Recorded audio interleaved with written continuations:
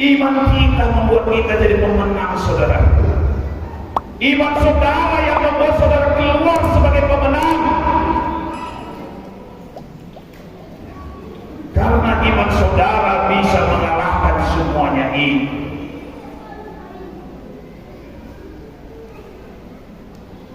Justru keluar sebagai pemenang. Karena dia berharap beriman pada Tuhan, maka bisa dia keluar sebagai pemenang. Saudara juga akan keluar sebagai pemenang. Haleluya. Tapi bagaimana caranya? Mari bangunlah terus iman kita, agar melalui iman saudara-saudara keluar sebagai pemenang. Saudara menang untuk menghadapi masalah-masalah yang sedang melanda hidupan saudara. Saudara menang untuk menghadapi musuh-musuh saudara. Apa problema yang sedang datang dalam diri saudara, saudara keluar dari pemenangnya. Apakah itu soal kesehatan? Apakah itu soal ekonomi? Apakah itu soal pekerjaan? Apakah itu masalah-masalah yang lain? Tuhan mau saudara keluar sebagai pemenangnya. Tapi mari bangun dulu imannya. Bangun imannya. Jangan biarkan iman yang kerdil itu tetap menyertai saudara. Jangan biarkan iman yang tidak bertumbuh itu tetap menguasai saudara. Tapi marilah, bagaimana supaya iman kita terus berkembang? Mari bangunlah imannya terus. Milikilah iman yang kuat. Milikilah iman yang bertumbuh. Jangan saudara takut. Pada datang kali itu tahu saya. Tadi pagi saya bilang, jangan takut. Allah yang ada padamu besar dari segala dunia ini. Niat jahat manusia tidak akan pernah dapat menghambat menghalangi setiap rencana Tuhan. Sekalipun iblis berusaha menghambat menghalangi setiap rencana Tuhan, tapi dia tidak akan pernah mampu menggagalkan rencana Allah itu, kecuali kalau kita menyerah kepada Dia. Bagaimana supaya iman kita bertumbuh? Supaya iman saudara bertumbuh, satu, renungkanlah firman Tuhan, baca firman Tuhan, renungkan. Kalau terakhir ini kami sebutkan itu dalam pelajaran malam minggu Alkitab, dimeditasikan. Coba dimeditasikan firman Tuhan itu. Kadang-kala saudaraku tidak banyak pun saudara meditasikan dalam hati saudara, iman saudara bisa terus bertumbuh di hadapan Tuhan. Tak usah banyak pun. Umpamanya dalam sesuatu saudara sedang menghadapi suatu masalah problem, saudara sedang punya satu masalah, ada satu firman Tuhan di sana, saudara meditasikan dalam diri saudara, pasti itu mampu terus mengeluarkan saudara dari masalah saudara. Kenapa? Karena bisa menambahkan iman kita. Roma 10 ayat 9. Roma 10 ayat 17. Jadi iman timbul dari pendengaran, dan pendengaran oleh firman Kristus. Tetapi sekali lagi saya katakan, bukan sekedar saudara dengarkan firman Tuhan, pasti tumbuh iman saudara. Coba meditasikan, renungkan firman Tuhan itu. Daud menulis Mazmur begitu terbagus, saudaraku. Dia mulai dari ayat yang indah, Apa ayat yang indah dari pemazmur ini? Berbahagialah orang yang mendengarkan firman Tuhan dan yang merenungkannya siang dan malam.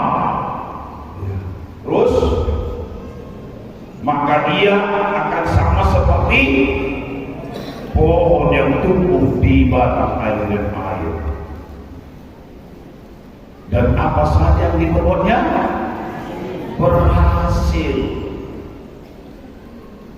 Lihat, kapan saudara memeditasikan firman Tuhan yang saudara dengar, yang saudara baca itu berkembang diri saudara, itu akan menambahkan iman saudara, menambahkan pengharapan saudara, sehingga saudara punya satu pengharapan kepada Tuhan. Tapi banyak orang mendengar firman Tuhan, baca firman Tuhan, tapi sekedar saja seperti baca orang saja. Sebentar sudah lupa. Tapi coba renungkan saudaraku sederhananya. Saudara akan dibawa satu keberhasilan. Kenapa? Karena iman saudara terus bertumbuh. Apa sih yang tidak dapat kita raih dengan iman ini? Apa sih yang tidak dapat kita lakukan dengan iman yang teguh, yang kuat ini? Tapi supaya sempurna pertumbuhan iman kita harus dengan perbuatan. Dalam buku Yakobus pasal 2 ayat 17 juga dikatakan, Yakobus, demikianlah juga halnya dengan iman.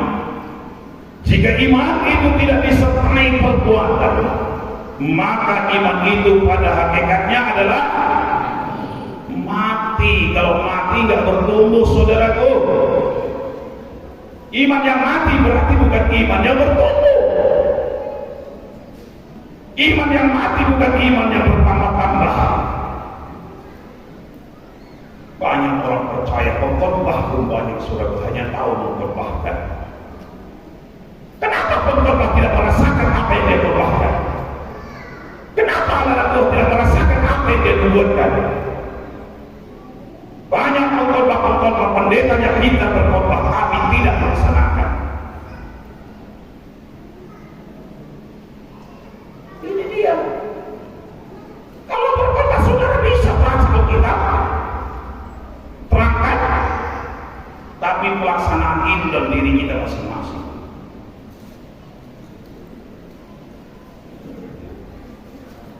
Maka dikatakan firman Tuhan masih dalam Yakobus ini, dalam ayat sebelumnya apa dikatakan?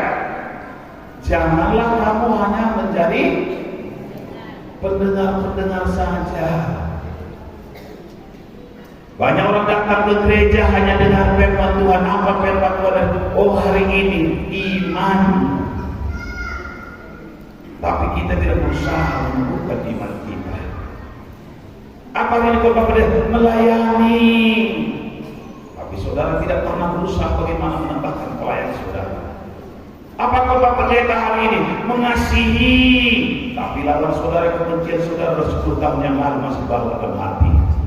Apa artinya? Kalau saudara dengar kata mengasihi, kalau ada rasa kebencian, buanglah itu. Kalau ada firman Tuhan nyatakan berbuatlah dengan perbuatan kita iman, mulai belajar berbuat. Berbuat apa-apa yang dikatakan oleh Tuhan itu, supaya saudara jangan menipu diri sendiri. Yakobus tadi menyatakan kalau saudara hanya mendengar tanpa melakukan, itu menipu diri sendiri. Menipu orang pun payah, saudaraku. Jangan. Apalagi menipu diri sendiri. Jangan tipu orang lain. Apalagi jangan tipu diri saudara. Bagaimana orang Kristen itu menipu diri sendiri? Tidak melakukan apa yang diperintahkan Tuhan. Dia tahu saja.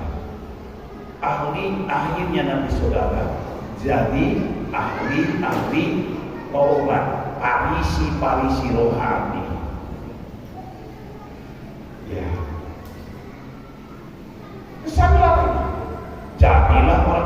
kemungkinan saudara. Parisi. Kenapa saudara? Karena tahu firman tanpa melakukan. Apalagi saudara sudah menjadi orang Kristen puluhan tahun, pasti banyak yang kita tahu. Tapi sudahkah kita lakukan atau tidak? Nah, untuk itu maka hari ini melalui kebenaran firman Tuhan ini, mari tambahkanlah waktu kita untuk merenungkan firman Tuhan.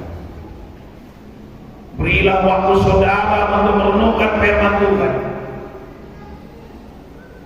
Daripada saudara merenungkan yang lain-lain, lebih baiklah merenungkan firman Tuhan. Mari saudara.